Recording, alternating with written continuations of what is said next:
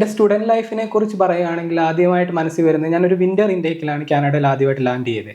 അപ്പം winter intake എല്ലാവർക്കും അറിയാം ഭയങ്കര ബുദ്ധിമുട്ടാണ്, ജോലി കിട്ടാനൊക്കെ ഭയങ്കര ബുദ്ധിമുട്ടാണ്. ആ ഒരു പേടി എൻ്റെ മനസ്സിലുണ്ടായിരുന്നു. അപ്പം നാട്ടിൽ നിന്നൊക്കെ എല്ലാവരും പറയും നമ്മൾ റെസ്യൂമെ പ്രിപ്പയർ ചെയ്യുമ്പോൾ റെസ്റ്റോറൻറ്റ് ഫോക്കസ് ആയിട്ട് പ്രിപ്പയർ ചെയ്യാവൂ.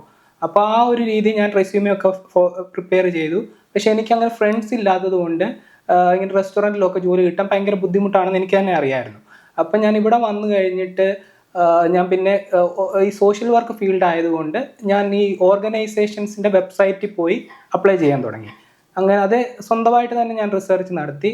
പിന്നെ ഞാൻ ഇവിടെ വന്ന സമയത്ത് കൂടുതലും പള്ളികളൊക്കെ അടുത്തായതുകൊണ്ട് അവിടെ പോയി ഇങ്ങനെ ഇരിക്കുമായിരുന്നു. കാരണം എനിക്കങ്ങനെ ഫ്രണ്ട്സ് അങ്ങനെ ഇവിടെ ഇല്ലായിരുന്നു. അപ്പോൾ അടുത്തുള്ള പള്ളികളിൽ പോയിരിക്കുമ്പം ഇങ്ങനെ മനസ്സിൽ ഓരോ കാര്യങ്ങളൊക്കെ വരും. അപ്പോൾ അങ്ങനെ വന്ന് ഇങ്ങനെ തോന്നിയതാണ് ഓർഗനൈസേഷൻ വെബ്സൈറ്റുകളിൽ പോയി അപ്ലൈ ചെയ്താൽ നമുക്ക് പെട്ടെന്ന് എന്തെങ്കിലും ജോലി കിട്ടും. അങ്ങനെ ഞാൻ ഒരു രീതിയിൽ അപ്ലൈ ചെയ്തു തുടങ്ങി. അങ്ങനെ ഭാഗ്യമെന്ന് പറയട്ടെ, നമ്മുടെ Sienna long time care home എന്ന് പറഞ്ഞ ഒരു കെയർ ഹോം ഉണ്ടായിരുന്നു. അപ്പോൾ അവിടുന്ന് ഒരു HR ഇങ്ങനെ എന്നെ വിളിച്ചു ഒരാഴ്ച കഴിഞ്ഞപ്പം. ആ HR മലയാളിയായിരുന്നു. അപ്പം ആ ഒരു ദൈവം കൊണ്ടുതന്ന ഒരു ഇടപെടൽ പോലെയാണ് എനിക്ക് തോന്നുന്നത്. അങ്ങനെ എനിക്ക് ആദ്യത്തെ ജോലി അവിടെ കിട്ടി. അപ്പം അങ്ങനെയാണ് എൻ്റെ സ്റ്റുഡൻറ് ജേർണിയുടെ ആദ്യത്തെ ഒരു അധ്യായം തുടങ്ങുന്നത്. അവിടെ നിന്നാണ് സ്റ്റുഡൻറ് ജേർണി സ്റ്റാർട്ട് ചെയ്യുന്നത് എന്ന് പറയാം. അങ്ങനെ ഞാൻ എൻ്റെ autism and behavioural science program George ബ്രൗണിലും പഠിച്ചുകൊണ്ട് ഈ ഒരു കെയർ സപ്പോർട്ട് അസിസ്റ്റൻറ്റിൻ്റെ ജോലി CNAയിലും തുടർന്നു. അപ്പോൾ കെയർ സപ്പോർട്ട് അസിസ്റ്റൻ്റ് എന്ന് പറഞ്ഞു കഴിഞ്ഞാൽ അത് സോഷ്യൽ വർക്ക് ഫീൽഡുമായിട്ട് റിലേറ്റഡ് അല്ല, എന്നാലും റിലേറ്റഡ് ആണ്. പക്ഷെങ്കിൽ അതൊരു രജിസ്ട്രേഷനോ അങ്ങനെയൊക്കെയുള്ള ഒരു എൻ്റർലി ഒരു നേഴ്സിംഗ് ഫീൽഡ് പോലാണത്. അപ്പം എനിക്ക് ഈ ഒരു ഫീൽഡ് ആയതുകൊണ്ട് നമ്മൾ ഫ്രണ്ട് ഡെസ്കിൻ്റെ കാര്യങ്ങളും അവിടെ ചെയ്യണമായിരുന്നു. അപ്പം നമ്മൾ ഒരു സോഷ്യൽ വർക്ക് ഫീൽഡ് ജോലിയല്ലായിരുന്നു അത്. അപ്പം പിന്നീടാണ് ഞാൻ അവിടെ നിന്നുകൊണ്ട് ആ ഒരു ബിഗ് പുഷ് കിട്ടിയത് കൊണ്ട് പതുക്കെ ആ ഫസ്റ്റ് പ്രോഗ്രാം കംപ്ലീറ്റ് ചെയ്തപ്പം ഇങ്ങനെ ഞാൻ പറഞ്ഞതുപോലെ തന്നെ ഗ്രൂപ്പ് ഹോംസിൽ അപ്ലൈ ചെയ്യാൻ തുടങ്ങി. അപ്പോൾ അതിന് രജിസ്ട്രേഷൻ്റെ ആവശ്യമില്ല. അപ്പം പെട്ടെന്ന് ഈ അവിടെ നിന്ന് പഠിച്ച് സെക്കൻഡ് പ്രോഗ്രാമിൻ്റെ സമയത്ത് ഞാൻ ഈ സാൽവേഷൻ ആർമിയിൽ റെസിഡൻഷ്യൽ കൗൺസിലറായിട്ട് ജോലിക്ക് കയറി. അങ്ങനെയാണ് എൻ്റെ ഒരു സ്റ്റുഡൻറ് ലൈഫിൻ്റെ ഒരു രണ്ടാം അധ്യായം തുടങ്ങുക എന്ന് പറയുന്നത്. ഇപ്പം അഡിക്ഷൻ ആൻഡ് മെൻ്റൽ ഹെൽത്തിൻ്റെ പ്രോഗ്രാമും പിന്നെ ഈ സാൽവേഷൻ ആർമി റെസിഡൻഷ്യൽ കൗൺസിലറായിട്ട് ജോലി ചെയ്തു. എന്നിട്ട് ഞാൻ ആ സിയന്ന വിട്ടിട്ടില്ല. കാരണം ആ സമയത്ത് നമ്മുടെ ഭാഗ്യമെന്ന് പറയട്ടെ, നമ്മുടെ ആ റെസ്ട്രിക്ഷൻസ് ഒക്കെ എടുത്തു കളഞ്ഞു. സ്റ്റുഡൻസിന് എത്ര വേണമെങ്കിലും വർക്ക് ചെയ്യാമെന്നുള്ള ഒരു ഇത് കൊണ്ടുവന്നു, ഗവൺമെൻറ് കൊണ്ടുവന്നു. അപ്പോൾ എത്ര വേണമെങ്കിലും നമുക്ക് വർക്ക് ചെയ്യാമായിരുന്നു. അപ്പം ഞാൻ അതുകൊണ്ട് 2 ജോലി പിന്നെ പഠിത്തവും അങ്ങനെ ഫോക്കസ് ചെയ്തു പോയി. അങ്ങനെ പെട്ടെന്ന് അങ്ങനെ സാൽവേഷൻ ആർമിയുടെ ആ ഒരു ജോലിയും പിന്നെ അതേ സമയം തന്നെ ഞാൻ എൻ്റെ ആ CASW assessment, Canadian association of social വർക്കേഴ്സിൻ്റെ അസസ്മെൻറ്റ്, നമ്മുടെ നാട്ടിൽ MSW ആണല്ലോ പഠിച്ചത്.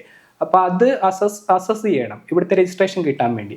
അപ്പോൾ ഞാൻ രണ്ടാമത്തെ പ്രോഗ്രാമിൻ്റെ സമയത്ത് തന്നെ ആ അസസ്മെൻ്റ് എല്ലാം തീർത്തു. എന്നിട്ട് നമുക്കപ്പോൾ രജിസ്ട്രേഷൻ ഇവർ സ്റ്റുഡൻ്റ് ആയിട്ടിരിക്കുന്ന സമയത്ത് ആ ടൈമിൽ തരത്തില്ലായിരുന്നു. കാരണം നമുക്ക് 20 hours വർക്ക് ചെയ്യാൻ പറ്റത്തുള്ളൂ. അപ്പോൾ social work registration Ontario college of social വർക്കേഴ്സുമായിട്ട് കിട്ടാൻ ബുദ്ധിമുട്ടായിരുന്നു. അങ്ങനെ രജിസ്ട്രേഷൻ ഇല്ലാതെയാണ് എൻ്റെ ആ സ്റ്റുഡൻറ് ലൈഫ് കംപ്ലീറ്റ് ആവുന്നത്. പക്ഷേ ഇതിന്റെ ഇടയ്ക്ക് തന്നെ രജിസ്ട്രേഷന്റെ പ്രോസസ്സ് സ്റ്റാർട്ട് ചെയ്തില്ലേ? നമുക്ക് അതിന്റെ എലിജിബിലിറ്റി എങ്ങനെയാ? കാരണം കോഴ്സ് കഴിഞ്ഞിട്ടുണ്ടായിരുന്നില്ലല്ലോ. അതിന് മുന്നേ നമുക്ക് ഇത് ചെയ്ത് തുടങ്ങാവോ? അതായത് നാട്ടിൽ തന്നെ നമുക്ക് വേണമെങ്കിൽ സ്റ്റാർട്ട് ചെയ്യാം. അതായത് CASW അസസ്മെന്റ് ചെയ്യാൻ നമുക്ക് ആവശ്യമായിട്ട് എലിജിബിലിറ്റി എന്ന് വെച്ചാൽ നമുക്കൊരു BSW അല്ലെങ്കിൽ MSW ഡിഗ്രിയാണ് അവർ പറയുന്നത്. അതിന് നമുക്കൊരു വർക്ക് പെർമിറ്റിൻ്റെയോ അല്ലെങ്കിൽ ഒരു ഇമിഗ്രേഷൻ ഡോക്യുമെന്റിൻ്റെയോ ഒന്നും ആവശ്യമില്ല. അപ്പം നാട്ടിൽ നിന്ന് തന്നെ അത് ചെയ്യാൻ പറ്റും. എന്നിട്ട് നമുക്കിവിടെ വന്നിട്ട് പതുക്കെ, അതായത് വർക്ക് പെർമിറ്റ് കയറുമ്പം രജിസ്ട്രേഷൻ എടുക്കുന്നതാണ് ബെറ്റർ. കാരണം വർക്ക് പെർമിറ്റിലാകുമ്പോൾ നമുക്ക് വർക്ക് ചെയ്യാൻ പറ്റും.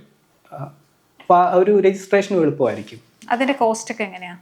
അതായത് CSW അസസ്മെന്റ് ചെയ്യാനായിട്ട് നമ്മൾ ആപ്ലിക്കേഷൻ ഫീസ് $100 ആണ്. അതിനുശേഷം ഒരു $350 ആയിരുന്നു അന്ന്. അപ്പോൾ ഇപ്പം മാറിക്കാണാം, ചിലപ്പോൾ അവർ കൂട്ടിക്കാണും.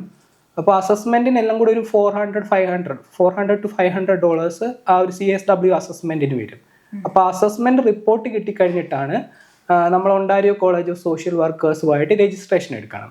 അതിന് OCSSW എന്ന് പറയും, Ontario college of social workers and social service workers. അപ്പോൾ അത് നമുക്ക് ഒരു ഇമിഗ്രേഷൻ ഡോക്യുമെന്റ് വേണം, എന്നാലേ അവർ രജിസ്ട്രേഷൻ തരത്തുള്ളൂ. അല്ലാതെ പ്രത്യേകം എക്സാം ഒന്നുമില്ല? ഇല്ല, എക്സാംസ് അതായത് as of now there is no exam. പക്ഷെങ്കിൽ ഇനി ഫ്യൂച്ചറിൽ അവർ ഇംപ്ലിമെന്റ് ചെയ്യാൻ ചാൻസ് ഉണ്ട്. 2027 എക്സാംസ് വരുമെന്നാണ് പറയുന്നത്.